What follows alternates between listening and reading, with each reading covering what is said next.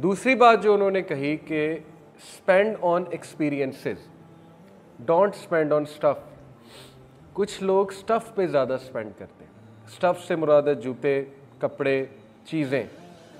और उन्होंने psychological researches दिखाई, बाकायदा, ज़ाहिर एक्सपेरिमेंट्स होंगे, सोशल एक्सपेरिमेंट्स, कि वो लोग जो चीज़ों पे ज़्यादा स्पेंड करते हैं कंपेयर टू वो लोग जो एक्सपीरियंसेस पे स्पेंड करते हैं, वो ट्वाइस दी हैप्पी हैं, 2 गुना ज़्यादा हैप्पी हैं। एक्सपीरियंस से क्या मुराद है? बुनियादी सी मिसाल है, शादी आप करने लगे हैं, स्टफ़ पे स्पेंड करने से मुराद है लहंगा, शेरवानी, कपड़े वगैरह वगैरह। एक्सपीरियंस पे स्पेंड करने से मुराद है पैसे बचा के उम्रे पे जाना, शादी के बाद हज पे जाना, पैसे बचा के कोई अच्छी जगह पे जाना, कोई हर्ज नहीं है, जाएं किसी पहाड़ी इलाके जाएं, किसी आउट ऑफ कंट्री चले, एक्सपीरियंस है। लेकिन ये कि चलो कुछ थोड़ा बहुत आपने क्वालिटी एक फंक्शन करना है, वो भी ये है कि रसूलुल्लाह सल्लल्लाहु अलैहि वसल्लम ने कहा जो सादगी से होती है वो शादी में बरकत होती है अल्लाह की तरफ से। तो एक्सपीरियंस क्या है कि पैसे बचा के खाना खिला दिया गरीबों को, थोड़ा सा एक कोटा रखा कि चलो अपने रिश्तेदारों को वलीमे पे बुलाया, लेकिन ये कि वलीमे के बाद, रुखसती के बाद हमने एक और छोटा सा कोई फंक्शन या गैदरिंग कर लिया, खुद जाके लोगों को देख पकवा के खिला दी, ये एक्सपीरियंस है। एक्सपीरियंस ये है कि पैसे बचा के आप होटल पे चले गए, एक्सपीरियंस ये है किसी वेकेशन पे चले गए। तो साबित ये हुआ कि जो लोग स्टफ़ से ज़्यादा एक्सपीरियंस पे स्पेंड करते हैं वो खुश हैं। ये है असल में कॉन्सेप्ट, और इससे रिस्क बढ़ता है। जब आप अल्लाह की मखलूक के लिए कुछ करते हैं तो रिस्क बढ़ता है। अब ये एक सवाल पैदा होता है कि रिस्क तो मुतय्यन है, वो मुतय्यन कहाँ है? लोहे महफूज में अल्लाह ने कहा कि किताबों मुबीन में, क्लियर रजिस्टर में हर चीज़ हमने लिख दिया। अल्लाह कहते हैं कि कोई भी मखलूक इस दुनिया पर नहीं चलती, लेकिन ये कि उसका रिस्क अल्लाह ने लिखा हुआ है। कहाँ? किताबों मुबीन, क्लियर रजिस्टर में। वो क्या है? लोहे महफूज में। लोहे महफूज क्या है? मैक्रो लेवल की तकदीर है। माइक्रो और मैक्रो को समझ लें। मैक्रो लेवल की तकदीर यानी अल्लाह का कामिल इल्म। लोहे महफूज क्या है? अल्लाह का कामिल इल्म है। अल्लाह ने पेन को बनाया सबसे पहले, और पेन ने कहा कि अल्लाह ने कहा लिख दो। पेन ने कहा क्या लिखूं मेरे रब? अल्लाह ने कहा जो कुछ होने वाला है A to Z, जब से बिगनिंग है, बिगनिंग टिल एंड लिख दो। पेन ने अल्लाह के नॉलेज के बेसिस पे लिख दिया। लोहे महफूज जो कि किताबों मुबीन है या उम्मुल किताब है या उसे बहुत से उसके नाम है, तो वहाँ पर यह भी लिखा हुआ है कि इस बंदे की माइक्रो तकदीर जिसे हम कहते हैं, जो पहले आसमान के लेवल पे फरिश्ते बैठे हैं वो लिखते हैं। अल्लाह के नबी सल्लल्लाहु अलैहि वसल्लम ने उनको लिखते सुना, कहा कि जब मैं जा रहा था मेराज पे तो मुझे पेन्स की आवाज़ें आ रही थी। वो लिख रहे हैं, वो हर वक्त बिजी हैं, उनको इंस्ट्रक्शन 7वें आसमान से आती हैं, ये लिख दो, अब ये लिख दो।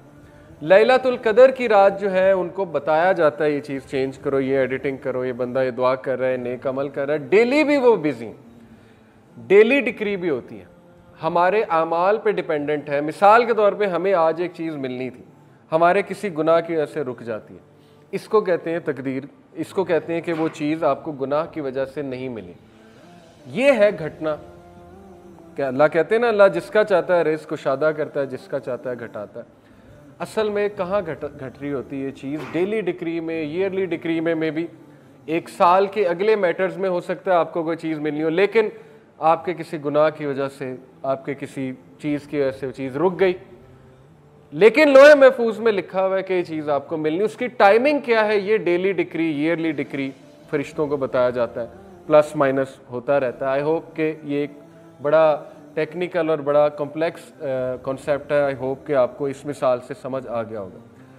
तो इसमें कोई कंफ्यूज होने वाली बात नहीं। लोहे महफूज अल्लाह का कामिल इल्म है।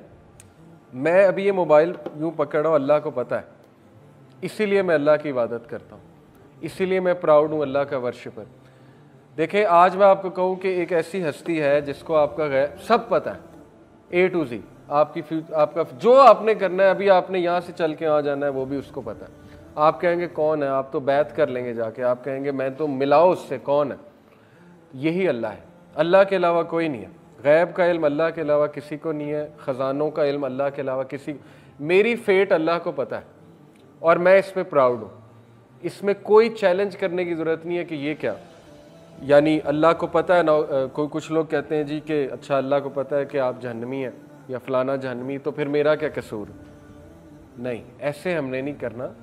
अल्लाह को पता है ये अल्लाह का इल्म है और वो हमारा रब है, और इसीलिए वो रब है, इसीलिए अल्लाह सुब्हानहू व तआला ओमनीपोटेंट है, इसीलिए वो सबसे ज़्यादा पावरफुल है, अल अज़ीज़ है, अल हकीम है, वो खुदा है, वो रब है, वो गॉड है, अल्लाह है वो अल्लाह, और अल्लाह जैसा कोई नहीं हो सकता। इसलिए बी प्राउड कि आप उस रब की इबादत करते हैं जिसको सब पता है। इसलिए हम उससे रहनुमाई तलब करते हैं कि अल्लाह आपको पता है मैंने कल क्या करना है, मुझे नहीं पता, लिहाजा मेरा कल भी अच्छा कर दें। सहाबा ऐसी दुआएं किया करते थे। हज़रत उमर कहते थे कि अल्लाह अगर आपने मुझे रेचेड लिखा है, बदकिस्मत लिखा है, तो मुझे खुशकिस्मतों में शामिल कर ले, मुझे ब्लेसेड बना दे। ये दुआ कितनी पसंद आई होगी अल्लाह को। इसमें एक्नॉलेजमेंट भी है कि अल्लाह मैं तेरे कामिल इल्म की एक्नॉलेजमेंट कर रहा हूँ कि तुझे सब पता है, लेकिन रिक्वेस्ट भी कर रहे हैं। अल्लाह को ये दुआ कितनी पसंद है, और चेंज होती है, दुआ से चीज़ें चेंज होती हैं, लेकिन अल्लाह के इल्म में है कि दुआ भी करेगा और चेंज भी होगी। इसीलिए तौफीक भी उससे मांगनी चाहिए। ये इस लेवल के कॉन्सेप्ट्स हैं कि अगर हमारी नौजवान नस्ल इसको समझ लें तो अल्लाह से वो ताल्लुक़ बनेगा कि आप सोच भी नहीं सकते।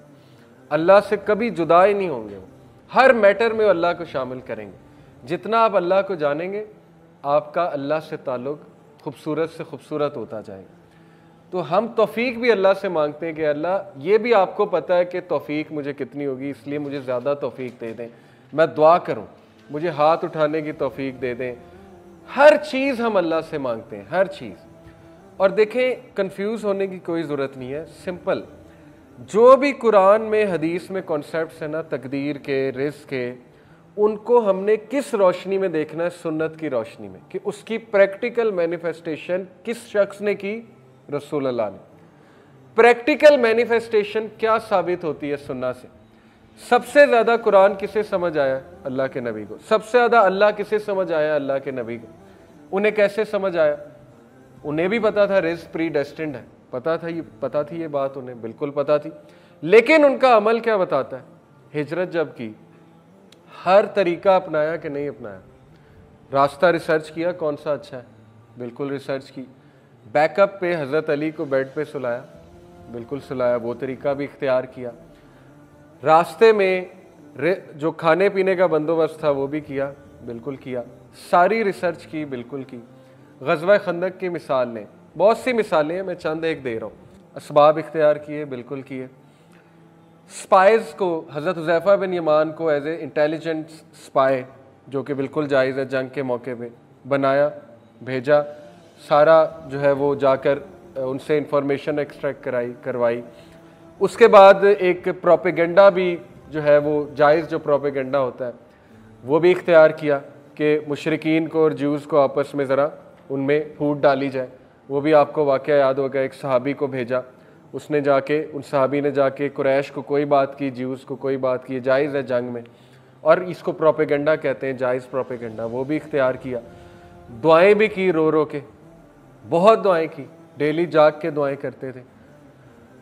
एंड में विक्ट्री मुसलमानों को मिली, जबकि अल्लाह ने ये कहा हुआ है, सूरह फत की गालिबन आया है कि कतब अल्लाहु लअग़लिबन्ना अना व रुसुली, अल्लाह ने लिख दिया है कि अल्लाह और उसका रसूल गालिब होंगे। अल्लाह ने तो बता दिया प्रॉफिट को कि आपने गालिब होना ही होना है, फतह मक्का आप ही की है।